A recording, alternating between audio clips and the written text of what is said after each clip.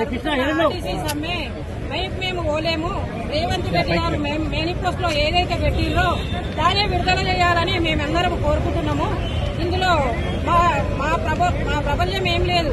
అక్కడ రేవంత్ రెడ్డి సార్ ఏదైతే మేనిఫెస్టోలో పెట్టి గెలిచిండ్రో మా కడుపులు కాలుతున్నాయి కాబట్టి 2 సంవత్సరాలైంది గెలిచి, అయినా కూడా మాది ఒక్కటి కూడా తీర్చలేడు. అందుకు మా ఆర్టీసీని ప్రభుత్వంలో విలీనం చేయాలి, అది ఒకటే మాది పెద్ద డిమాండ్ ఉంది.